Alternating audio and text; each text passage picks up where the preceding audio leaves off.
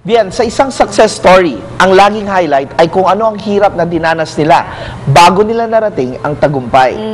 Tama ka dyan, Sir John. Napansin ko rin yan eh. Di nila inuumpisahan kung saan sila naging successful. Kung hindi sa mga diskateng ginawa nila, kung paano sila nagstay sa focus nila at kung paano sila nagstick sa kanilang mga plano. Kaya ikaw na nanonood at nakikinig ngayon, alamin natin ang mga highlights ng mga kwento ng napakaraming successful na tao. At sabay-sabay tayong matuto sa mga natutunan nila. At yung pinaka-importante siguro, paano nila napapanatili na mayaman sila at patuloy na lumalago ang mga negosyo nila. At syempre, maraming pagbabago sa kanilang buhay, kaya aalamin natin yan dito lamang sa Success Secrets!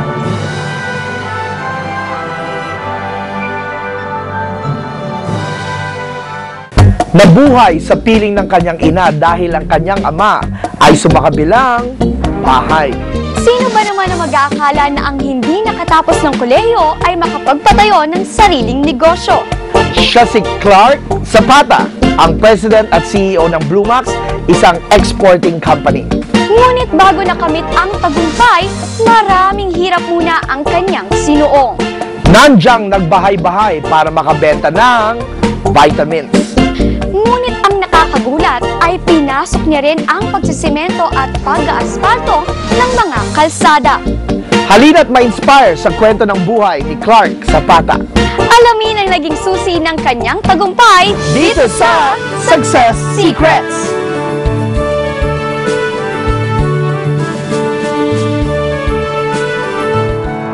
So namatay yung mother ko by bus accident. Nakakagulat kasi sa harap mismo nung nung abandoned building eh. Isang bus na wala ng preno. Ninyo.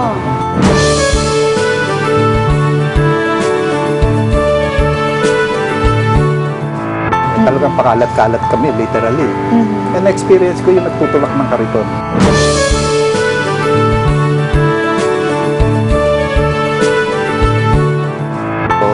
Pinag-aaral nila ako, tapos ang ginagawa ko, tagapakain ako ng baboy.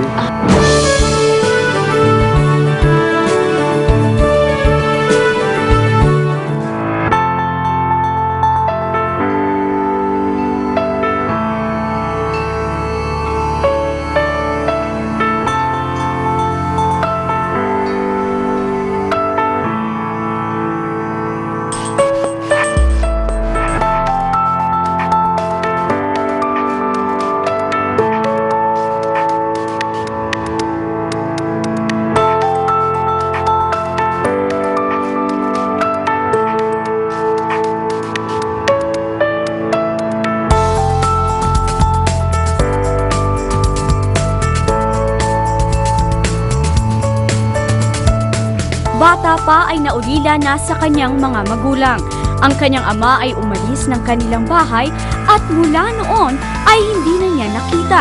Habang ang kanyang ina naman ay hindi sinasadyang namatay sa isang vehicular accident.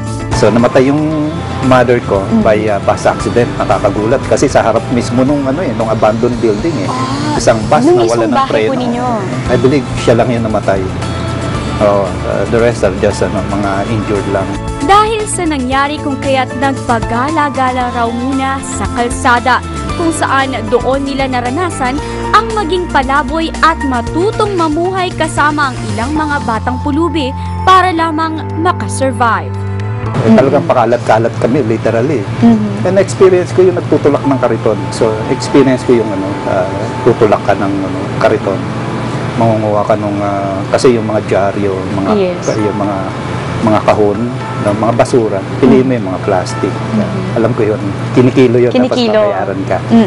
Ganun. At dahil naging eyesore sa kalye kung kaya't pumasok na sa eksena ang DSWD. At dito ay sapilitan silang dinala sa isang bahay ampunan. Nabalitaan ng DSWD na mayroong mga naulila doon, kami yun. So kinuha kami, yung kuya ko mahusay, nakatakas. Ako kasama ako doon sa nakuha. Nilagay kami diyan sa bahay ampunan, yung nayong kabataan. Ngunit natagalan din daw bago sila nakuha ng DSWD. Medyo matagal din. So talagang ilang araw po kayo sa kalsada na paggala-gala lang? Yeah, about a month. No? for more than a month. Oo, bago kami nakuha ng DSWD. Aminado naman si Clark na lubhang naging mahirap ang buhay niya sa loob ng bahay ampunan. Pero hindi ko kinaya yung buhay doon kasi maghuhugas ako ng plato, ganun kataas. Oh. Wow! Tatlo mano silang magkakapatid na napunta sa nasabing bahay ampunan. Ngunit less than a week lamang silang nagstay doon.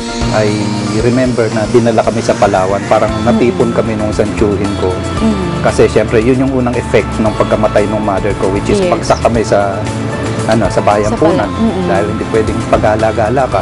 Sa Palawan na umano niya pinagpatuloy ang kanyang pag-aaral sa elementary. Dumaran Palawan. Doon ako nag-aalala ko, doon ako nag-grade 5. Grade 5 lang. Tulad ng naging buhay niya sa bahay ampunan, hindi rin daw niya nagustuhan ang kanyang naging buhay sa Palawan. Hindi ko kaya yung buhay doon sa isla. Kaya naman, Lumayas ako doon sa grandmother ko. Literal pong lumayas Hindi talaga ko kayo. gusto, parang para sa akin, mas gugustuhin ko yung sarili kong buhay kaysa hindi maganda yung trato. Parang ganun. Siguro matampuin lang ako dahil Noong mga panahon na bata yun. pa ako that time. Parang siguro naghahanap ako nung magulang na Yes, ang talagang kalinga talaga. ng Oo, magulang. hindi ko kaya yung gano'n na pinagagalitan palagi. Ang sama-sama na nga ng loob ko, aburido na nga ako sa buhay ko. Sesermonan mo pa ako araw-araw. Parang hindi maganda.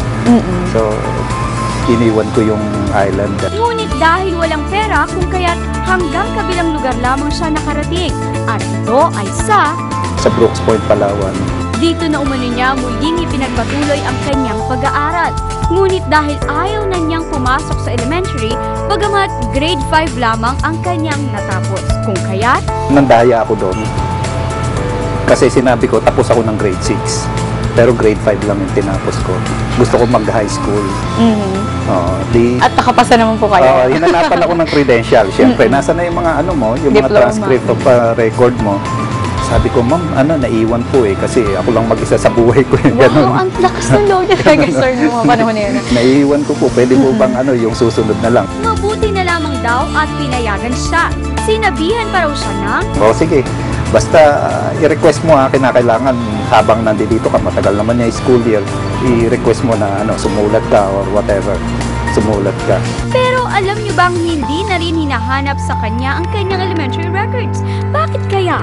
Yung first quarter or grading, nakita nila ako nag-top 3 sa first year high school. Simula noon, hindi na nila inanap yung Yung transcript ninyo. wala nang ganun-ganun. So, tinuloy-tuloy ko lang yung high school ko na first year. And again, and again, and again, and again. Hindi rin ako nag-stay doon sa Brooks Point, Palawan. Pumunta naman ako ng Puerto Princesa City for my second year high school. Tapos doon ako nag-take ng exam. Pero kinailangan daw niyang kumayod upang masuportahan ang kanyang pag-aaral. Kinailangan kong magtrabaho. Maski sa Brooks Point, nagtatrabaho na ako noon.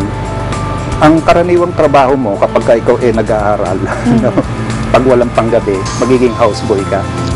Mamasukan ka, parang gano'n. No? So, nakatira ka dyan, di magtrabaho ka. Tapos paralin ka nila. Ganon. Sino po kanino po kayo nagtrabaho ng mga panahon na yun, sir? Medyo may kaya yung napuntahan ko.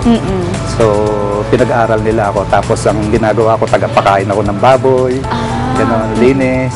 No? Hanggang doon sa Gawa-gawa second farm. year ninyo, ganun din po. Second year high school, Puerto Princesa City na siya. City na to ng Palawan. So, pinasok ako nung uncle ko, kapatid ng mother ko yun sa DPWH. Ngunit dahil batang-bata pa, kung kaya't hindi rin daw siya natanggap. Sabi sa akin, boy, ang bata mo pa madidemanda kami dahil sa iyo Ganon. Child abuse yun. Child labor, yes. Oo.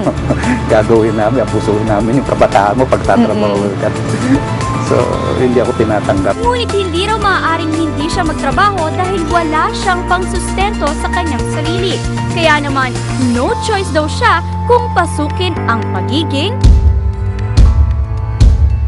Ano ang trabahong pinasok ni Clark? Pinasok ba niya ang isang masamang trabaho? Malalaman natin yan sa pagbabalik ng...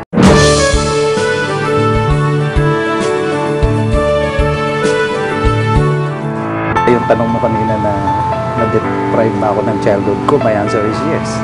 Kasi pinag-aral ko yung sarili ko. Hindi ko natatandaan na naglaro ako.